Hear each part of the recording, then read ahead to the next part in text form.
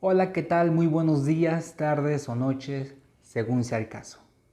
El día de hoy traigo la reseña del siguiente libro, El sueño del Celta, de Mario Vargas Llosa.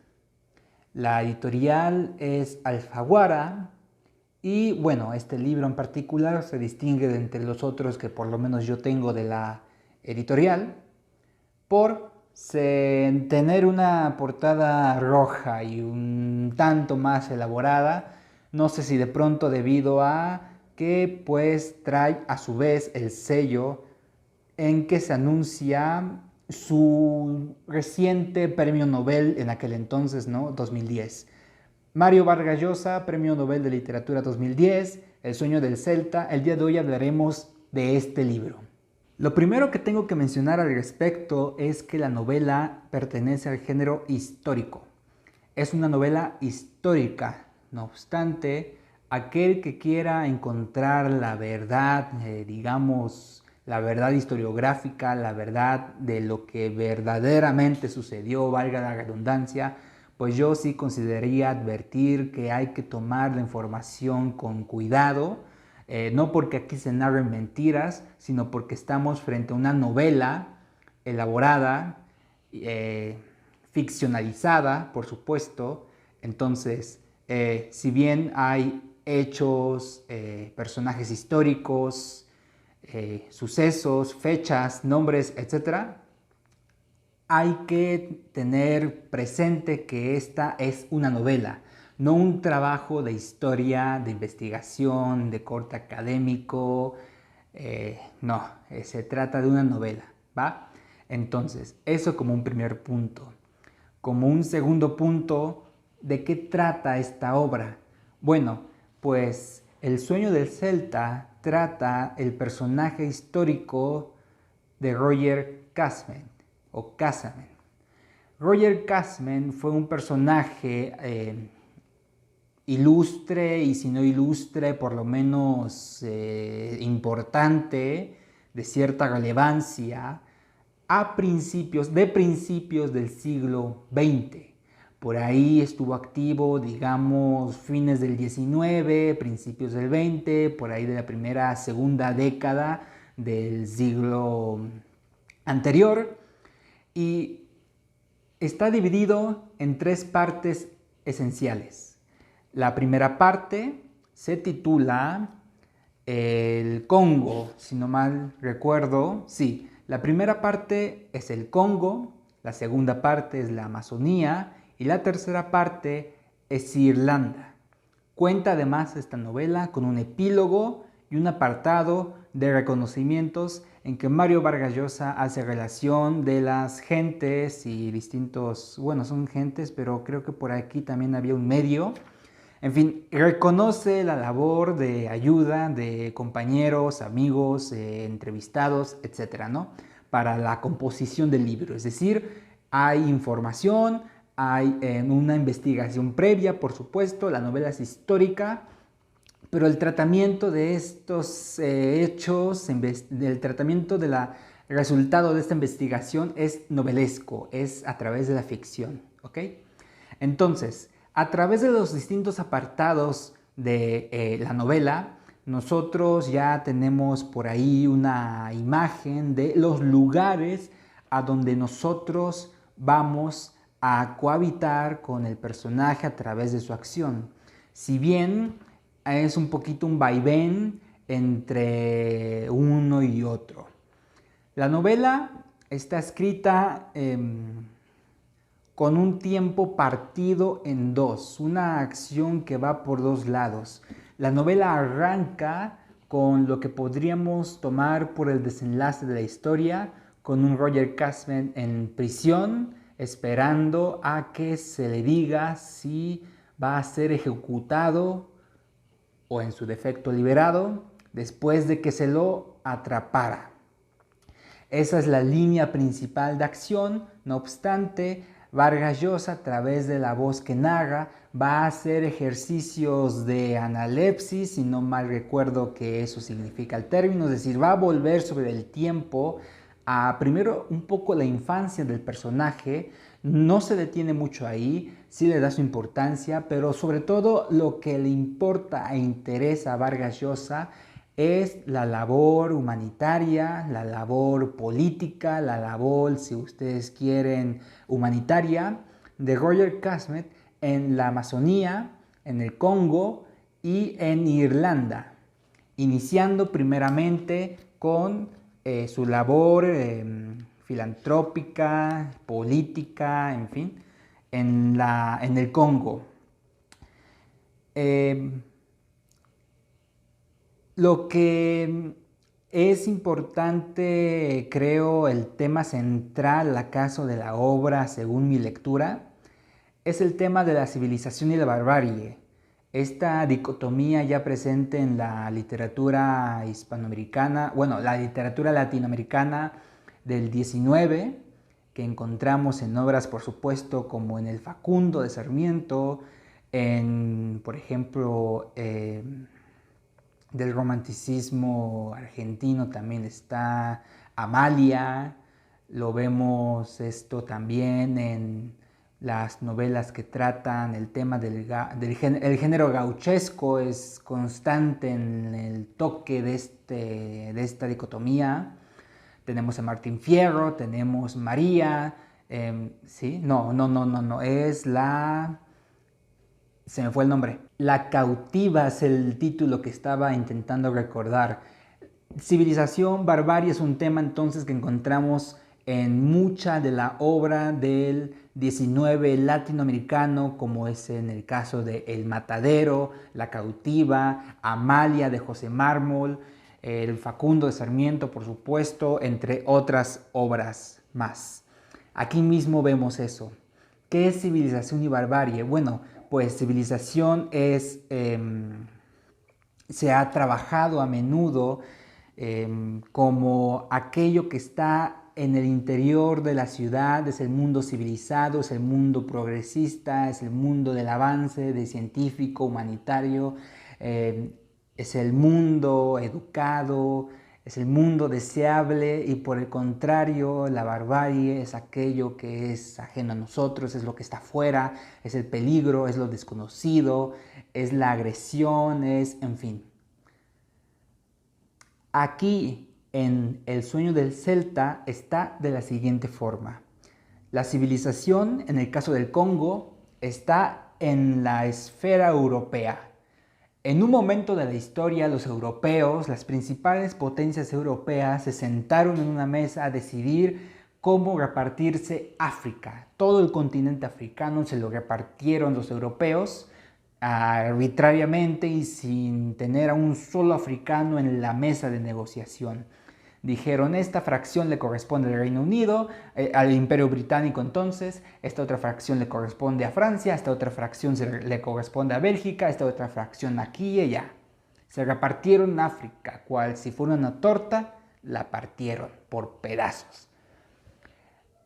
A los belgas les tocó el Congo y Roger Casmet, a través de su labor, una labor de investigación, denunció las atrocidades que sucedían en el Congo, una situación de abuso, de crueldad, deshumanización contra los nativos, una situación de explotación, en fin, una cosa terrible en que la civilización o el proyecto de civilización que se supone traían los europeos a África queda como una mentira, es decir, la mentira de la civilización y a su vez la barbarie de la civilización, esa barbarie que está en la civilización y que tal pareciera ser, la deja como una mentira, un engaño, pues se supone que los europeos traerían las escuelas, la iglesia, la educación, la política, el orden, la economía, la riqueza a los estados africanos y vemos, descubrimos, así como Roger Casmet descubre que es una mentira, que no es cierto. Entonces Roger Casmet se desilusiona de Europa, se desilusiona de estos proyectos de civilización, Roger Casman inicia la novela creyendo que a través de la colonización de África van a traer el progreso a aquellas gentes que están viviendo ahí, pero se da cuenta que esto no es cierto. Lo mismo sucede en el caso de Perú. Roger Casman, después de hacer, digámosle, su alboroto en África, denunciando los abusos, los crímenes contra la humanidad, contra los nativos, después de denunciar las acciones que cometía Bélgica en el Congo, se pasa a Perú y ahí hace una labor similar. Se da cuenta que la Peruvian Amazon Company, una compañía cauchera de muchísimo poder, de muchísima riqueza, de muchísima importancia, relevancia por ahí de fines del siglo XVIII y principios del XX, se da cuenta que los crímenes son todavía más atroces, más salvajes que en el mismo África, y nuevamente se dedica a denunciarlos, a recoger las pruebas. En ese sentido, la novela se torna en algún punto un poco, no sé, detectivesca, pero en el sentido de que empieza a recoger información. Se entrevista, investiga, explora, toma notas, fotografía, en fin. Roger Casman empieza a recabar esto para también denunciar lo que sucede en el Perú y lograr pues resarcir cierto daño que se estaba cometiendo contra los nativos de la Amazonía peruana. El caso es civilización barbarie, la mentira de la civilización y la barbarie de la civilización, ¿no? En este caso, puesta en escena a través de los europeos, belgas e ingleses respectivamente, en algunos casos incluso propios criollos, propios gente del lugar, es decir, peruanos contra compatriotas, digámosles, por el tema de la supervivencia, ¿no? En algún momento uno se detiene y piensa, caray, tal pareciera ser que anteriormente a la llegada de los europeos tanto a África como a América, tal pareciera ser que entonces había más paz, entonces había más civilización en esas tierras, que con la llegada y los proyectos que supuestamente traerían la civilización a las respectivas tierras de las que les estoy hablando, ¿no? Como si más bien la barbarie hubiese venido de fuera. Eso es algo que ahorita se me ocurrió de pronto, a ver qué les parece. Por último, el escenario irlandés. El último capítulo, parte del libro, está completamente ubicado en Irlanda y hace referencia a los episodios del alzamiento de Pascua. El alzamiento de Pascua por ahí de 1916, si no me mal falla la memoria. 1916, el alzamiento de Pascua. Roger Casman de pronto hace una reflexión interna, se da cuenta que de alguna forma los mismos irlandeses están en la misma situación que los congoneses, que espero que así sea el gentilicio, que los congoneses del Congo y los peruanos del Perú. Es decir, los irlandeses sufren de misma forma, bueno, no de misma forma, sino a través de distintos mecanismos, pero de alguna forma sufren igual el imperialismo, la toma, el poder de una potencia, de una fuerza, de una administración extranjera contra ellos, ¿no? Recordemos que anteriormente Irlanda, toda Irlanda pertenecía al Imperio Británico hasta que se decidieron levantar, luchar por su independencia y quedaron como se encuentran hoy día, divididos en Irlanda del Sur e Irlanda del Norte. La parte del norte todavía adherida al Reino Unido y la parte del sur independizada, vuelta ya a una república. Entonces, A la vez de estos temas, Roger Casman piensa, reflexiona sobre el tema de pues Dios, la religión. En algún momento deja de creer en Dios, en algún momento vuelve a como confiar en la fe, vuelve a tener fe, pues. En fin, hay este tipo de reflexiones de corte teológico, también de corte político, de corte social. En fin, es una novela que intenta ser total, históricamente hablando, girando en torno sobre este personaje, Roger Casman, que no deja de ser un personaje histórico muy polémico. No por nada está un poco olvidado o apartado en la historia en general, tanto de Irlanda como de